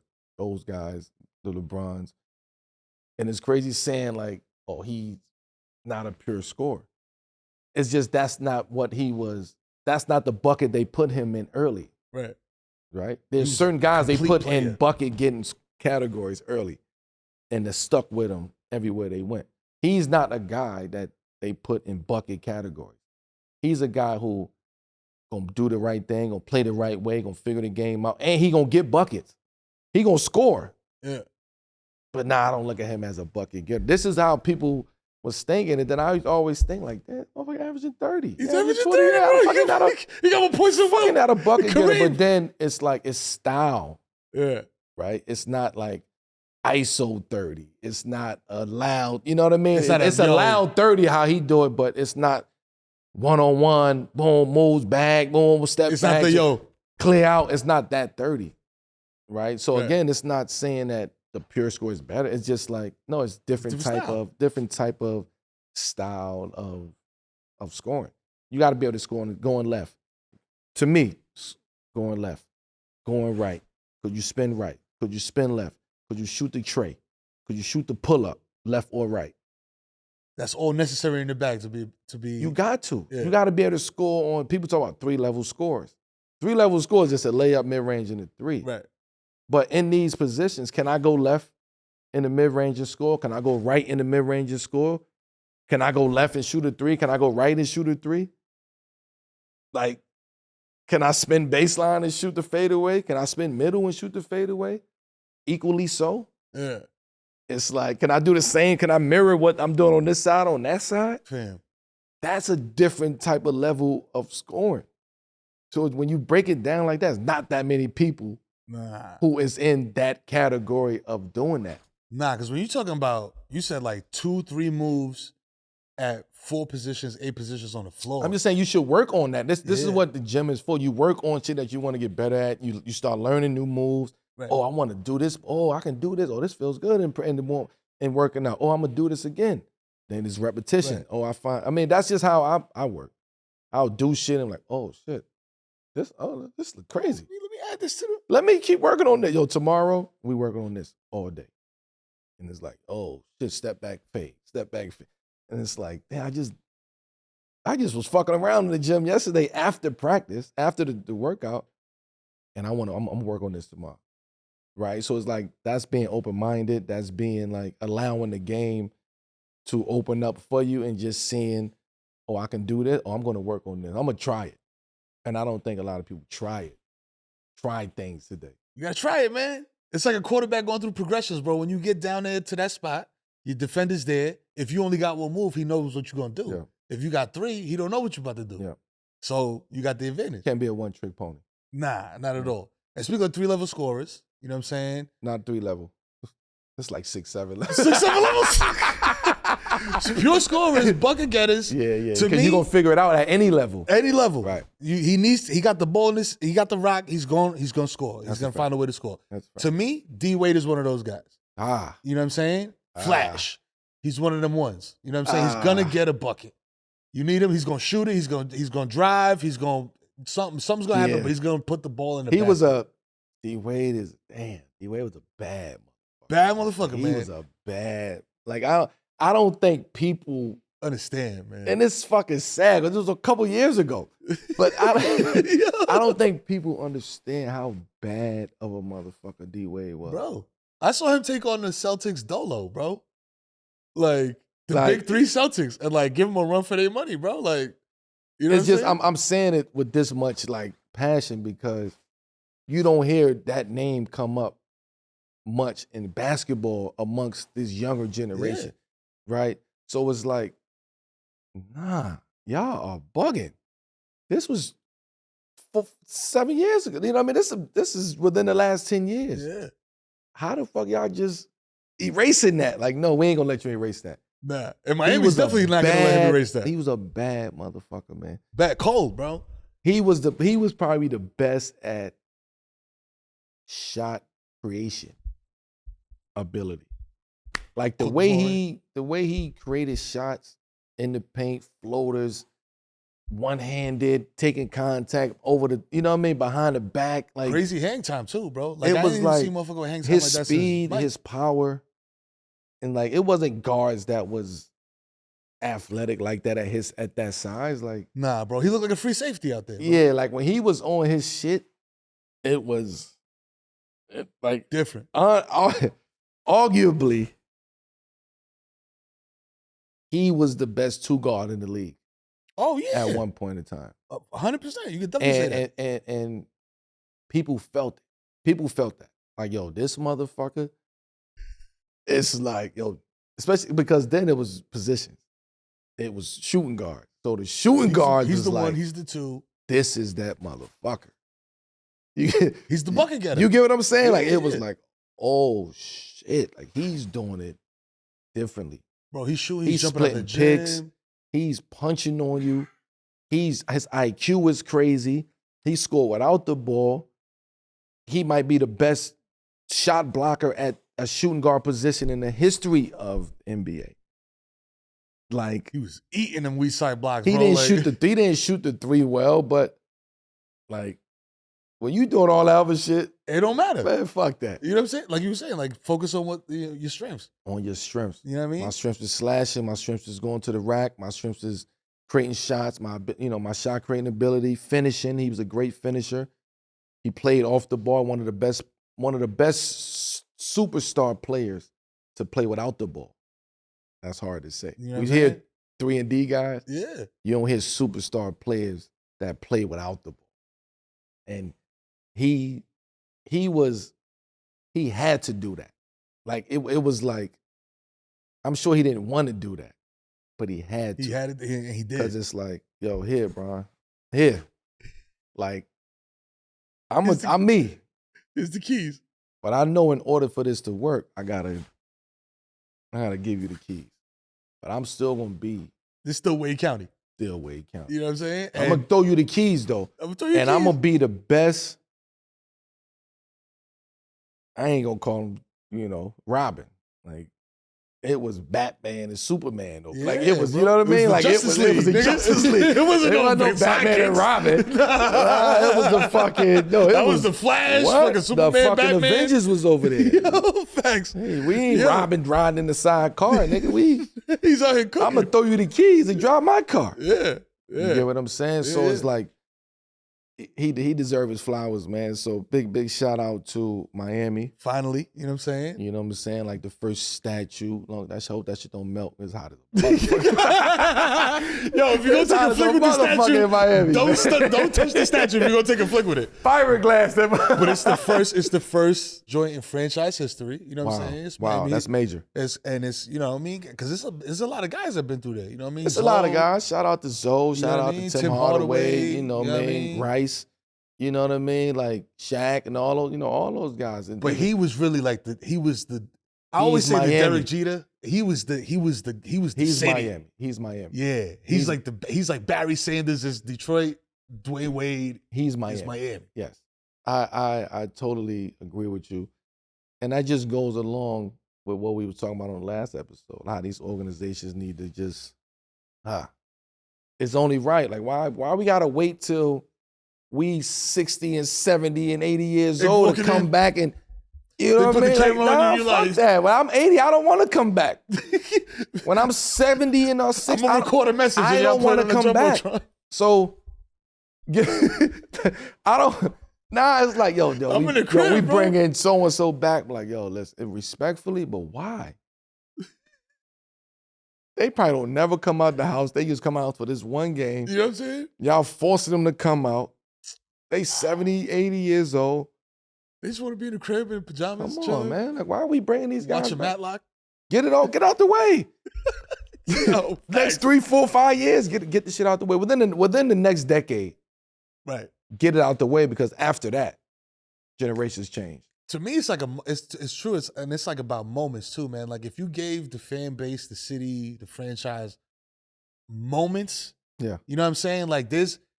That image of D Wade on the scorer's table, like yo, that's the statue. This is my city. That's the statue. That's the statue. You know what I mean? They got to put a scorer's table and then put the statue on top. That's a statue right there. You know what I mean? For sure. That's a statue. This is my city, bro. So shout out to Pat in Miami. Facts. You know what I'm saying? Because you guys been retiring everybody else's jersey forever. MJ. You know what I'm saying? I'm surprised MJ don't got a statue in Miami.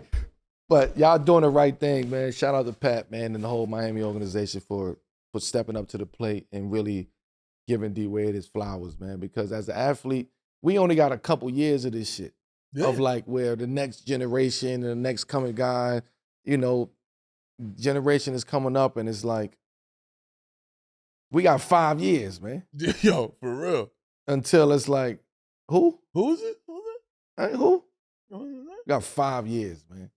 So it's like, thank you for Miami, man, for, you know, doing what they doing. Doing the right thing. Doing it now before D-Wade was 70 when he's young and he could pull up and stand up and wave. Right. Yo. Then you come back, it's different owners, it's different organizations, different. You don't know nobody in the building. You don't know nobody in the building. The equipment manager's different. Everybody's different. Come on now. Right now is the perfect time to do that. Yeah. So shout out to Miami with that. So D-Wade, Flash, you know what I'm saying? Same draft class, you know what I mean? Facts. 03, you know what I mean? Competed against him your whole career. Facts. Like, to your point, you know what I mean? Often overlooked, you know what I mean? One of the most talented two guards of all time. What is your, like, yo, this is D-Wade moment? Like, what's something that happened in game, or, you know what I mean, a story that experience that y'all share where you were like, yo, this dude is different, man? I knew he was different.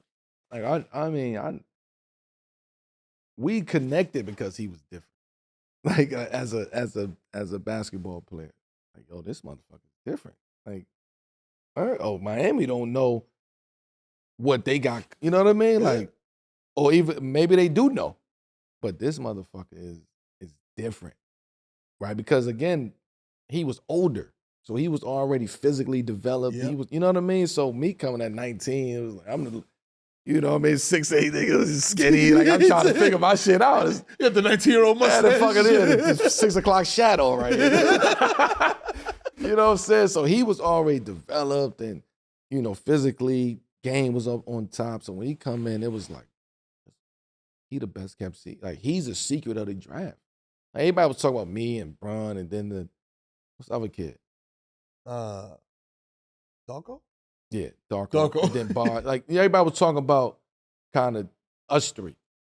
And D-Wade was always kind of like and D-Wade this and guy, Chris Bosh. Like, he was always grouped in with the next, like, tier of guys. Right.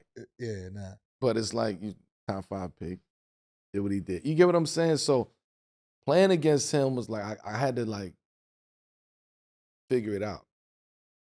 Because again, I didn't know what game he was bringing. So he can get buckets, but he didn't have to get buckets to impact the game. Right. right? So it's like he's impacting the game first quarter, second quarter, third, every other way. Getting putbacks, he getting, his backdoor cuts, he get free throws. So now you look up and it's like, nah, he ain't really doing nothing. He's like, he got 16 and a half. What the fuck? How the fuck did he do that? Oh, he had 3 tip back. He dunks. got 7 and a half. Like, damn, okay, we doing a great job on D-Wade.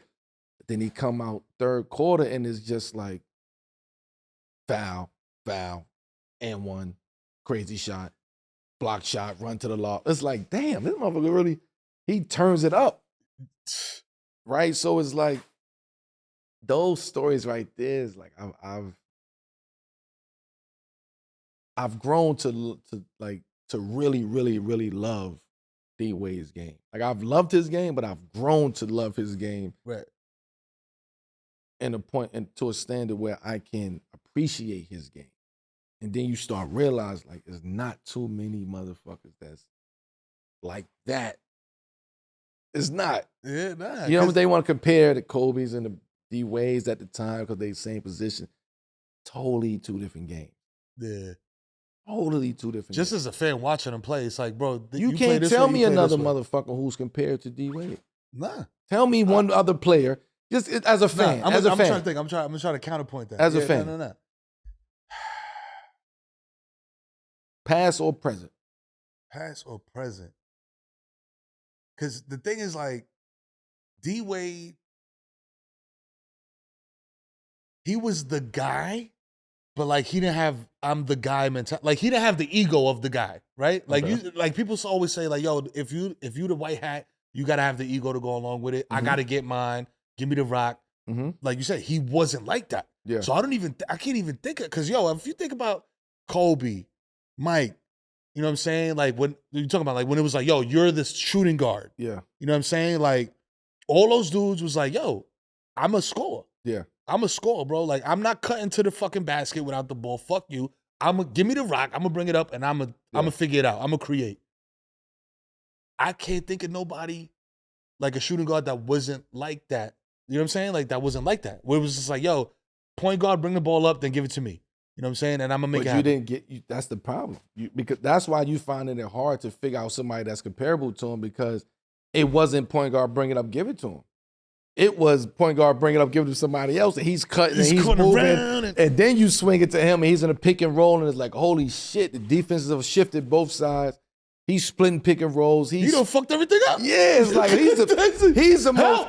Yo, listen, he was the hardest motherfucker to guard on the second side of the offense. Meaning, if I come down on this right side and I swing it over here to the right, you swing it back and I kick it to the other side, he was the hardest guy. He's there. Because he's catching it, he's ripping, he's going to the rack, he's coming off a pick, he's splitting, he's spinning, and he would punch on you. You get what I'm saying? So it's like, it was very, with D-Wade, it was very hard to figure him out. And Kobe said it. I had to really figure D-Wade out. I had to figure him out. He said it. I had to figure him out. And I use him because that's who the two guards. Yeah. AI. Somebody that we loved it. I got to figure this. D-Wade is a bad motherfucker. Hold up. I got to figure this out. That was D-Wade, man. D-Wade was different. Like, early Kawhi was like that. Right. But also who came up differently, like who was like role players who had to figure out how to find a role. And that Spurs system, bro. That right, but I'm saying D-Wade was like that too. Had to figure out what was his role in high school, college. What was his role? What type of player he was going to be? They were saying he was undersized. You get what I'm saying? So he had to deal with a lot of shit. He had to learn how to be the other roles, which made him even greater when he became the superstar that he is. So shout out to D-Wade, man. My brother, shout out to D-Wade, man. The statue going to be out there. Like that. Like this. You know what I'm saying? Hopefully they got the platform and they don't use the platform that you fell off of before you jumped on the counter. I love you to death, champ. You deserve it. Word. Congratulations. But no more leaping and shit on the scores table. No. Enough of that, bro. These motherfuckers too old for that, bro. You might tear some. Yo, listen, this is our favorite. I don't know about y'all. I know it's our favorite. It's our favorite too. You know what I mean? It's fucking with it or fuck out of here. America's favorite segment, y'all. You know what I mean? Sopranos creator David Chase. Come on, Dave. I hope you ain't say nothing crazy, Dave. Yeah, listen, he recently... I already know where this is going at. He recently made the statement that the golden age of TV is dead. Ooh. You know what I'm saying? Ooh. So, Ooh. you know what I mean? The actual quote was, TV getting dumb again. Something is dying. TV's getting dumb again. That's a real soprano quote. Yo, so is the golden age of TV dead? Fucking with it or fuck out of here? The golden age of TV. Yes.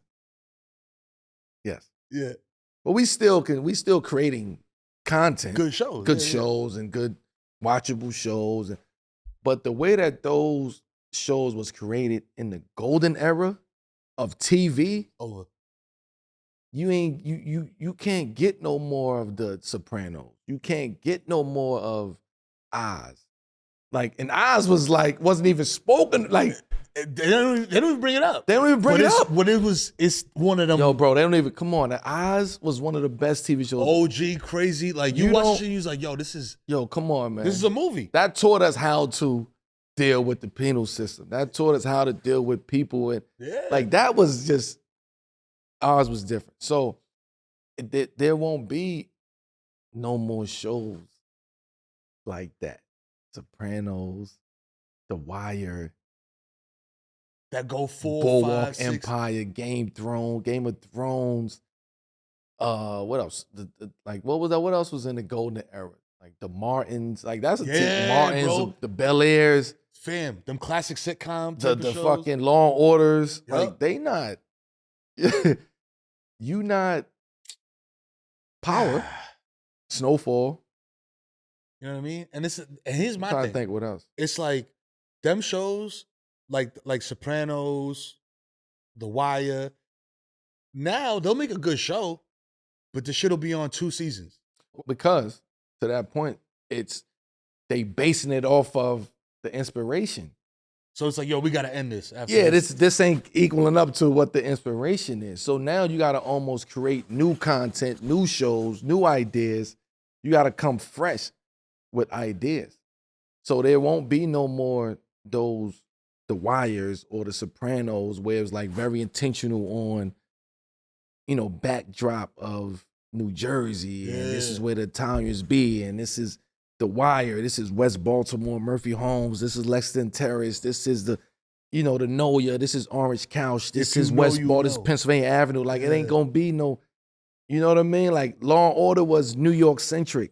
Like, bro, you can't put Law and Order no more, nowhere else. Nowhere else. You can't put that nowhere else. You can't put The Wire nowhere else. The Wire only works in Baltimore. Mm-hmm. Snowfall only works in South Central, in LA, where they was at. Sopranos only work in Jersey, 100%. 100%. Insecure only works in LA, bro. In Inglewood. Particularly Inglewood. Right? Power, the backdrop could be in any hood because that's what's going on. That's what's happening. That's the backdrop. Niggas trying to get on. Niggas got clubs. Niggas got niggas got crooked cops. Like, that's the story is amazing. Yeah. But when you talk about just Power on its own as opposed to the Power universe, that you put the Power universe together, niggas is talking different. Yeah, that shit is right. But when you put Power, because it's such a great and amazing show, you got to put that up there with those. The ones. Mount Rushmores. The Mount Rushmores, yeah. Yeah, and it's like, you don't want to do it, but it's like, damn, where do that sit Where does at? it fit in? Right. Yeah. So, because I watch all them shits and I'm like, I love them. You know what I'm saying? But I understand where people be like, yo, you bugging comparing The Wire and Power. Yeah, also if you look at The Wire now, you're going to look at the film. You're going to look at the graininess of how it's shot. You're going to look at the, you know what I mean? The fashion, everything because is like if The Wire was shot today, with that backdrop and that 90s culture and the fashion and the wardrobe, it'd be the best show ever. 100%. But because it was shot in the 90s and the 2000s, it looks like 2000s for sure. So I don't know if you remember this, but for a minute, they reformatted it or whatever. They made it HD. They did. And then they ran it back. They ran it back. And then I ran it back too. I was like, oh, shit, I'm locked in. Fuck that. Yeah, but like why? Like, so fucking with it. Fucking with the idea of the golden era of TV is dead. Yes. That's like saying the golden era of hip hop is gone because it's transitioned into something different. Else. So yes, that era of movies and TV shows is dead. We ain't gonna see an era like that no more. We gonna see some new shit, and we gotta adapt and adjust to what's going on. So yes, I'm fucking with the golden era of TV being dead. It's dead. Yo, I've been doing this shit for a long time, bro, and I've been seeing this shit happen in real. It's like when you in the locker room with somebody and you seeing like they used to be this guy, and you just see it happening season after season after season. You're like, yeah, damn. I'm getting out the locker room after that. You know what I'm saying? Like, you know what I mean? Listen, the minute that a motherfucker be like, yo, man, Melo used to be nice. I told motherfuckers, I'm out. I used to be, motherfucker. I am out. I'm out of here. What? I'm telling you, I dealt with that. Yo, that's crazy. People that know me always say, yo, the minute that Melo's always said, the minute that the scout report and the motherfucker the big said, Melo, you used to be, I am out of here. I'm gone. You gotta know when to hold them and know when to fold them. Now, that's a fact. Out. So I'll say it as somebody that's been working in TV for a decade plus. It's like, yes, I am fucking with it. David Chase, you're absolutely right. The Golden Age of TV is a wrap. There's no more shows that you run home to watch. You know what I'm saying? Yeah. It's no more what motherfuckers call appointment viewing. You know what I'm saying? Like, yo, this should come on at 9 o'clock. I'm gonna make sure I'm at the crib at 9 o'clock with my L rolled up, my little drink, shorty, whatever. It's still that to an extent. But it's like, much less. Just that's what way I'm saying. Less. Way. It's like a fraction. And now when it happens, it's like an event. Yeah. Like before, it used to be, we all home watching Martin. Now you watching watch shows. Yeah. You know what I'm saying? So it's just like, now we all watch. Back in the day, it was like, yo, we all watching The Living Color. We all locked in. We all watching Martin. We all locked in. You go to school the next day, everybody's talking about this shit. Yeah. Now it's like a saturation. You know what I'm saying? There's so much content out there. Where before it was like, bro, you got like maybe 10 shows to choose from, and they better be good. Yeah. You know what I'm saying? But also to that point, which is why a show like Power is so powerful and impactful, because it's hard to keep our community. Our community. Yeah. It's hard to keep us engaged. We're always like, oh, this is the new hot shit. I gotta go. Right. So for 50 and them and those people over there, that's, you know, to keep that going and to create the universe around it is crazy. Yeah. Right. It's fucking crazy because there's nothing that can touch that today. And to me, as a TV so he's person, creating this era of TV, of television, or what the standard should be for our community. Right. Whereas before, what we had movies, we had blaxploitation, we had Superfly, and 5 on the Backhand Side. And, you know what I'm saying? Yeah, Which way is up? And Shaft. Yeah, you know what I mean? Like across 110th Street. Like we had 5 on the Backhand Side and all of that growing up. Yeah. Kung Fu flicks and animation. Like now these kids are growing up on Power.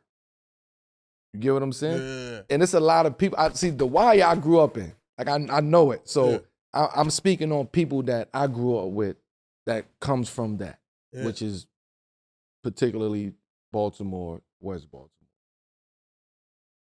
We didn't watch The Wire. Where's Amsterdam? I always want to know that. Like that's West. I mean, that was considered West. It was a form of Amsterdam, which is why they put it in the show. It was a form of Amsterdam. That shit really existed. Like it was something like that. Yeah, because you had, again, and this is why I'll speak on The Wire the way I do. Because The Wire spoke on the decay of a society, which was Baltimore City. Yeah. And at every level. Educational system, right. The penal system, right? The court system, right? The streets, right? The police Like everything. Every facet of It society, spoke man. on it. Yeah. Every season, the docs, which was That was a crazy one of the craziest seasons. But some people in B-Mo were like, man, fuck that season. It's like, but if you think about it, like, yeah, nah. right. So it's the only show that speaks on the political, you know what I mean, like climate Right. of a decaying society, which was Baltimore City Right. in the 90s and the early 2000s. And that, to me, as a TV guy, that's strong writing. That's good writing. Where Best. you can get David into like Simon the is the layers. best. David Simon is the best. And right, and you get into the layers of He's the like you said, best. like the society and like the you know, the crumbling around it and everything. You know, the failings of the Yeah. government, the police, everything. Absolutely. The penal system, the education But David system. Simon, David knew because He he made was writing the shit during the time where the wiretap Shit and was all of that happening. was going on. Yeah. You get what I'm saying? So, Right. you know, us locals who's there seeing the show and seeing people portray certain characters that's not that particular character, they switch the name and the characters. When you know that, it's like, oh man, y'all, this ain't real. You like locked y'all in a different- bullshitting, like y'all. So locals felt the way about The Wire, cause it's like, nah, That wasn't him. That was him. Wemby ain't him. No, like Stringer Bell wasn't him. You get what I'm saying? Omar wasn't him. Oh boy, had bad bitches. It's just a lot of things that Right. comes into play when you know the actual real story of the real people Right. that's going on. So me, I'm walking to school and hey, oh shit, they filming. They over here filming. And then it's like the realness is happening down the block. Right. And you know the dude that Prop Joe is based off of. type I'm shit. actually going to them down the block first before I'm like, oh, let me see what these motherfuckers going doing. Why they in our neighborhood, man? Again, we don't cameras and all that. That's Yeah. unheard of in those type of neighborhoods. Yeah, bro. So when the wire I come, already nobody know what the wire is at this point in time. We're just, yo, they filming something, man. They say it's HBO, man. I don't know. We didn't see the wire till years later. Like Baltimoreans didn't see the shit till years later. So tell me this, because like I think this is my opinion, but I always like to get other people's opinion on this. To me, the difference between The Wire and Power is the authenticity of the dialogue. Because when you listen to The Wire, some of the dialogue sounds a little like clunky. You know what I'm saying? When they trying to use slang and certain things like that. But then when you watch Power and you see them like having a dialogue, it's like, oh yeah, nah, they really be talking like that. Yeah. We really talk like that in New York. Absolutely. You know what I'm saying? Absolutely. It's nothing wrong with that. The Power, you can set that anywhere and take on that dialogue anywhere. It was set in New York, you're going to take that Slang, that aura, and you're going to, he's very smart. They very smart over there. They're going to get as close as possible to the slang, to the culture, to the music, to the situations that's happening in this New York kind of culture. Whereas The Wire was very multi-layered, deep layered. This is a story. This is a story. We're breaking it down from the judicial system to education, to the police, to the streets, to local drug dealers, to fiends, to like we're breaking it all the way down to where it makes sense and within the wire of what's going on. So I say also Power just by itself. I'm not speaking on the universe. The universe is powerful. But Power just as itself, do I put it up there with those shows? Oh, nah. Just the show itself? Nah. The universe? Yeah. Maybe. It's in the conversation because it's part of this newer generation of conversation of TV shows. So you have a different perspective on the consumer who's consuming Power. Right. So, but now when you really get to the nitty gritty of it, it's like, oh, what's the top shows of all time? That part. It's Power. Do you implement Power in there? Do you implement Power with Game of Thrones, The Wire, Sopranos, Breaking Bad? Yeah. Then you got shows like Twin Peaks. That's like OG shit. It's like Ozark, Snowfall. It's like it's a lot of. So you can't compare Power to The Wire. You can compare Power to Snowfall in a sense, but you also can't compare that either. because Snowfall is a very intentional, direct storyline of LA. Power is, I'm searching for power. One guy who's trying to get power. Everybody's trying to get on. Everybody's trying to get power. It's detectives. It's club owners. Right. It's street money. It's street guys trying to get on. It's different layered corruption. You get what I'm saying? Yeah. And it's a backdrop of wherever it can be. The backdrop is a club. Chicago, the backdrop is a club. So now, which is why you can do the universe of Chicago with Tommy. You can do the university with Tariq. You can do back in the day. You can do the back in the day. Like you could do that. But then he also throwing BMF in there too. It's like, so I'm gonna give you. He's very fucking smart, and that man is very fucking smart. So no, it's The Wire. To me, yes, I may be biased, but when you talk about the different layers and level of TV shows and impact and dynamics and education and, you know, a lot of the shows today are based off of The Wire. Being able to open those doors to tell stories like Snowfall, Power, you know what I mean? Yeah. The Chi. You get like all of those shows. The Chi can't happen nowhere else but The Chi. Atlanta can't happen nowhere else. I mean, that goes without saying. You know what I'm saying? You gonna do this shit in Jersey? Yeah, fuck Atlanta. We should have landed in Jersey. I don't know. Like, what the fuck? So, Most Def went on a podcast recently and said Drake is pop to him. Fucking with the. This is a tough fucking with the fuck out of here. Because it's like the OGs hating on the younger generation. But again, was he hating on the younger generation? We gotta change the fuck out of here. And that's the thing. That's tough. And that's the thing, because it's like it's not neither or. Because it's like the question was, is Drake pop? And the answer is yes, bro. Like, is he a rapper? Yes, he got bars. He can rap his ass off. But bro, it's 2023. Hip hop is pop music. If you look at like the top 10 songs on the chart right now, it's like 3 or 4 of them shits is hip hop music. You know what I mean? It's rap music. So. Like, and Drake, yo, fam. What's the line? Bitches calling my phone like I'm giving drugs out. Yeah. I'm a pop star, not a doc. He said it himself. I'm a pop star, not, you know what I'm saying? Yeah. So it's like, bro, he's a popular, and all that means, all that pop music means is popular music, bro. Yes. You're popular across multiple genres, demographics, like, you know, the 45-year-old lady, you know what I'm saying, at Target buying a bath mat, she fucks with you.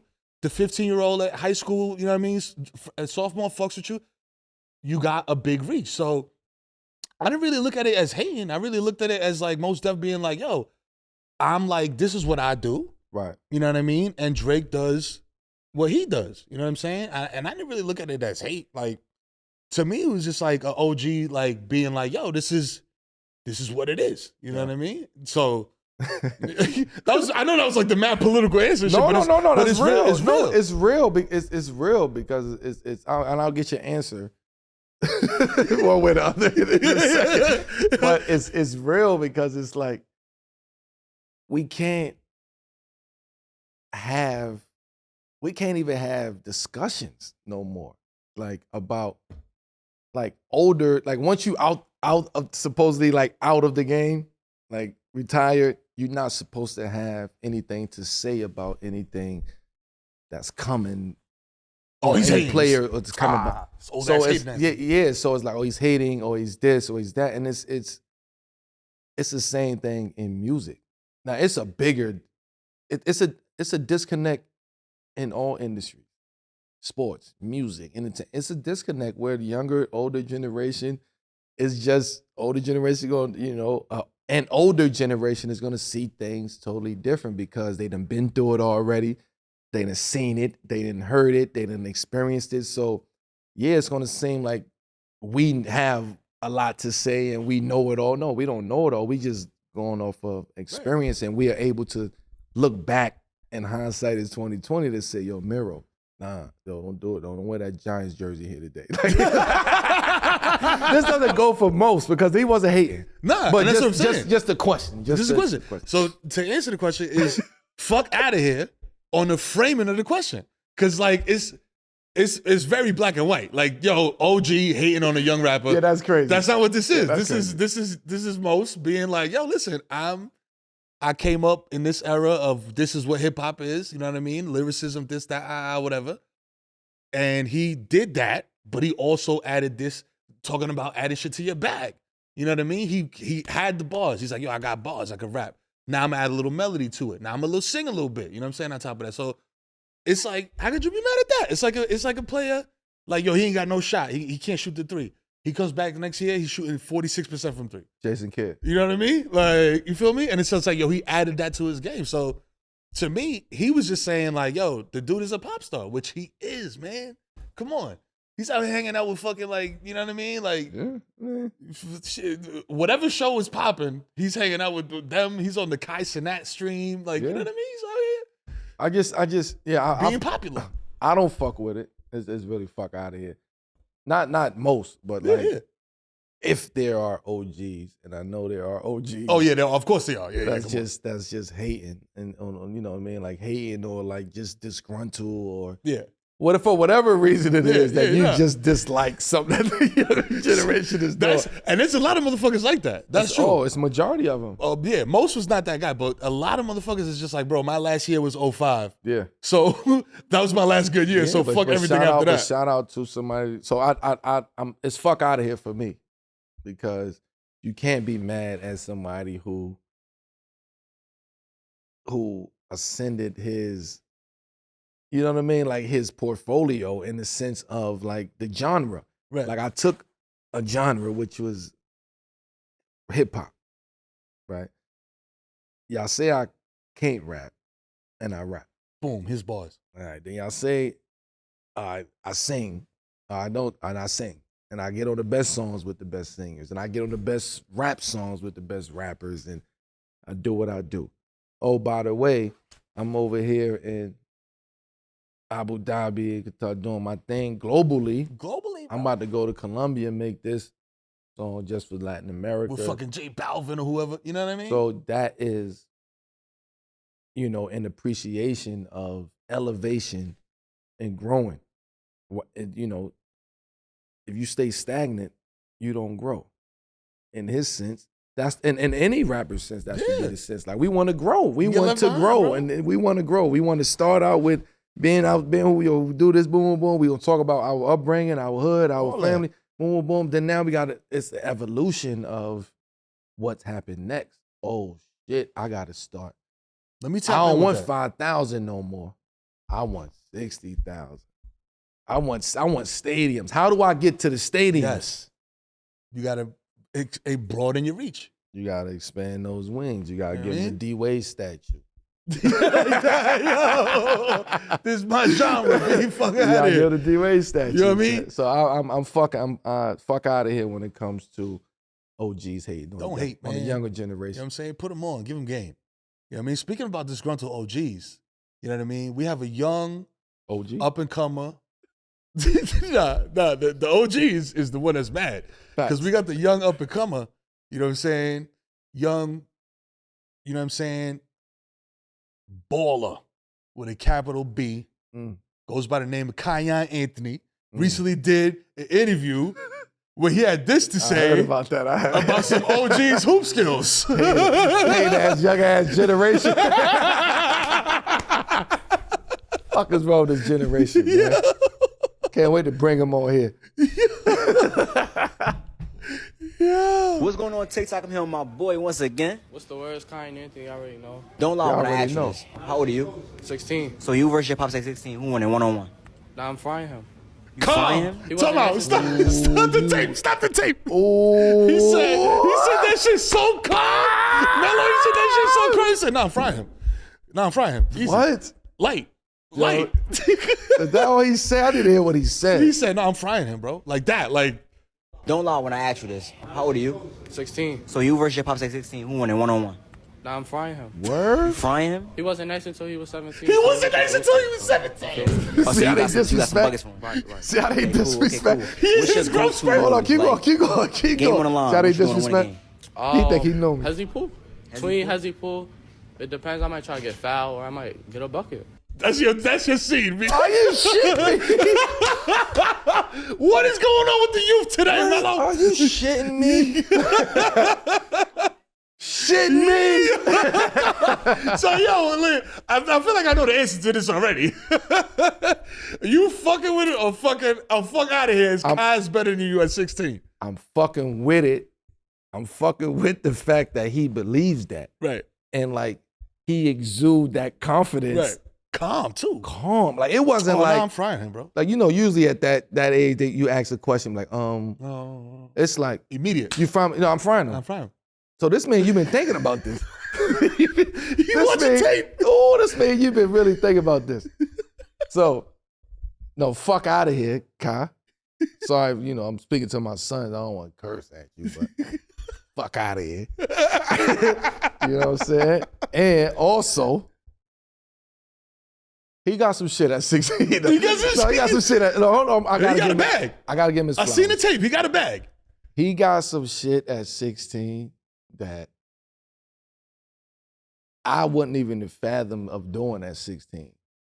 Like just the way that the game is going, the way that he flowed, the way that, you get what I'm saying? Yeah. Like it was just different time. So yeah, he's a bad motherfucker when it comes to like his IQ of the game, the way he see the floor, the way he just allowed the game to come to him at, most of the time, the way that he want everybody else to eat and like he's cool with like, you know what I mean? Being like everybody eating. So I have 10 and 12 assists. I'm cool with that. I'm cool with that. Like I'm cool if I got a couple of assists, but my man just got 20. Like I'm cool with that. Yeah. Right. It's just a difference. Right? Like he got all the hezzy pulls from 3 and he got get to my spot, because I gave you that. Yeah. So you got that, the 4 spots, and we work on that, and you work on those shit I'm giving pros. Right? So we mirror, like we watch pros, and I'll be like, yo, you gonna believe me one day. Like, he just did the same shit. I told him that shit. Be like, no, you right. Right? That's what they They never be like, yo, nah, that's my fault. So I give him the credit when it comes to like what he has at 16 that I didn't have. Mm. With that being said, me at 16, I had a different struggle. Yo, facts. I had a different motivation. Talk about it. I had a. These kids is different. Listen, I got 4. They be hitting me with the same bullshit. Like, Talk about it. I had a different motivation. Yes. That was keeping me going. That lit my fire. That it was killed or be killed. Yes. You get what I'm saying? It was you taking my spot. You in front of me. Fuck that. You ain't, no, I got it. There's a plan here. I don't know what the plan is, but you standing in my way. In my way. And I don't give a fuck who you is. So at 16, I had that mentality. So when he talk about 17 is when I got my growth spurt. But by that time, the mentality was already there. So all the growth spurt did was enhance that mentality. So now I get a growth spurt of 6'6", 6'7". With that mentality, it's over. So if I caught him at 16... and he's chilling? Because I know the environment I was in at 16. I know the mentality of the people that I was around at 16. I know now. I knew back then, but the mentality of the coaches at 16 and the mentality of having a big game against somebody like Kai at 16. Yeah. Smoke. Dude, I'm cooking you. I'm giving you 40. Yeah, it was just, again, I approached the game differently at 16 than a 16-year-old will approach the game today. It's different. Yeah. You know what I'm saying? Like, he got some shit. Like, he got some shit. Like, he got some shit with him. But me at 16 was just... It was here. The difference was here, not here. The difference was here. not to say that he don't have this, but the difference was at me at 16, I was thinking as Bro, this is my way. I was thinking, yeah, this is my ticket. Like, this is my fucking ticket. If I don't make this, I have nothing. That's me. I'm gonna fight you. I'm gonna whatever the fuck it is, bro. I'm jumping on the bus. It's a big Yeah, deal. But I fuck with Kai's confidence. Yeah, nah. Because I know he really, really believes that. And I want him to believe that. You could tell, bro. Yeah, and that wasn't no bullshit like, yo, nah, let me just mess with my dad. That was like, yeah, nah, 16, I'll fry him. I'll fry him at 16. What was he, 6'3" when he was 16? Like, yeah, I'll fry him. I'm punching it on him, all and that then shit. The reason it was, he had his growth spurt at 17. He didn't get nicer at 17. Yeah. 16, I was player of the year in the city. I was player of the year. I was, you know what I mean? Like, I was I was moving different at 16. Like, I was all Metro player of the year, all city guy player of the year. Awards was coming in.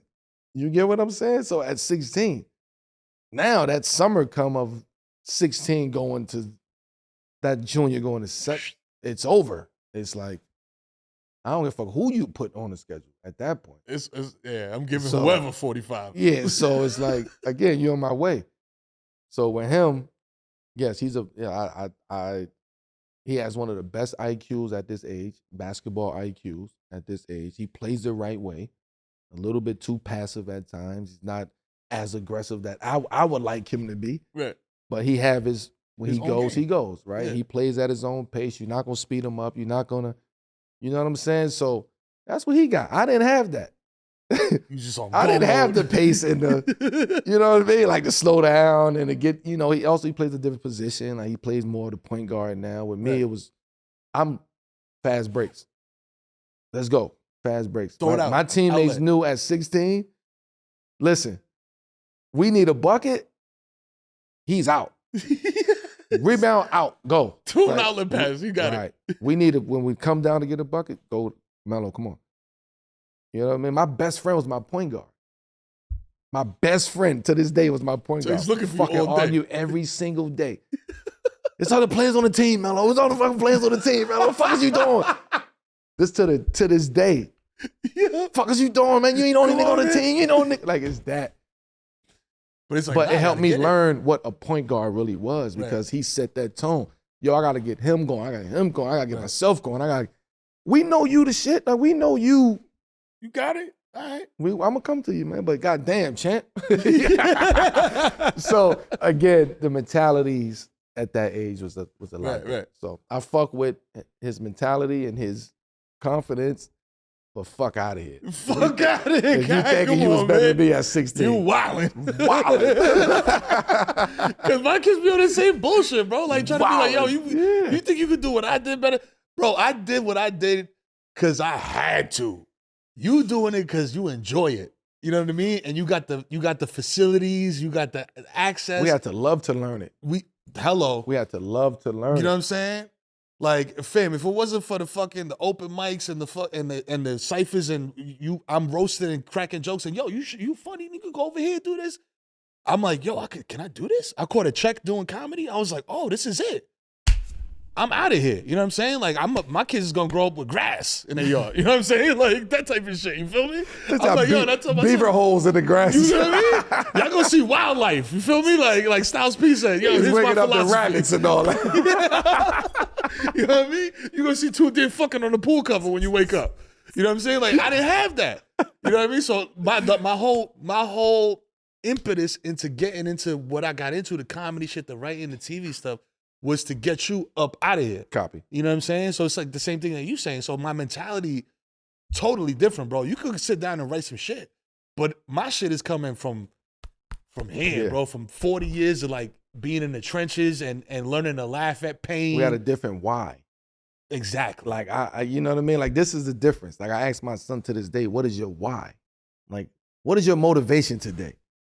And not just him, I ask a lot of that generation. Yeah. What is your motivation? What is your why? You know what they tell me? I don't know. Like I never even thought about it. Right? So that right there goes to show me that the mentality is totally different. Totally different. My why, I had to feed my family. I had to feed my moms. I had to feed my homies. I had to feed the block. I had to get out. That was the why. The why today is like, oh, I just want to make it to the league, or I want to do this, or I want to be popping, or I want to I want to Cuban. I want to get 5 million views on TikTok. Yeah. That's the why today. It's crazy. But if that's your why, then go strong with that. Because you ain't just going to get 5 million views just for no reason. You got to put in the work. So whatever your why is, identify it, own it, and do that. And go do that, man. It don't got to be some crazy. It don't got to be, you know what I mean, like a life or death situation. But just find your purpose, man. Find your purpose and make it happen. Episode 5, 7 p.m. in Brooklyn, baby. How we feeling? I feel great. Man. You know what I'm saying? It's snowing outside. It's ACG weather outside. Yo, it is 40 below, 20 below, Sherlin level. Facts. Sherlin weather. You know what I mean? It's crazy out. Long johns, get your long johns out, Scullies. All that. And I see the comments. The Scully with the brim, he's bringing it back. I don't care. I don't care what y'all say. They kill me with that. I don't care what y'all say. He's bringing it back. That's the regular boat thing. Corner store shit. Like, act like y'all don't know. It ain't nothing. It's a Scully, man. Y'all mad at me for a Scully, bro? Like, damn. Niggas can't wear a Scully. Like, yo, you corny. Yo, you mad corny. You got the Scully with the brim on, my nigga. Like, come on, Come on, son. Like, yo. Storm me out, Debo's on the side. Part of the left. Storm me out, Debo. I'm chilling, man. I ain't bothering nobody. Niggas mad because I went to the store and got the $2.99. The 2 for $5 joint? 2 for $5 with the brim on the back. Like, you need that. You know what I'm saying? Storm me out, man. I ain't bothering nobody. Shout out to everybody out there who, if you got hate or love, I love y'all. You know what I'm saying? Fuck all of that. Say for me. If you hate me, I love you. You know what I'm saying? That's and if you fact. love me, I love you too. You know what I'm saying? So 7 p.m. in Brooklyn. We'll see y'all next week, man. Another banger. You know what I'm saying? Melo the God in the house, your boy the Kid, Mero the Human Durag Flap. We'll see y'all next week with more heat. And this whole week is going to be loaded up with clips and all types of shit, man. So enjoy. You already know. 7 p.m. in Brooklyn. It's your boy Melo. Peace.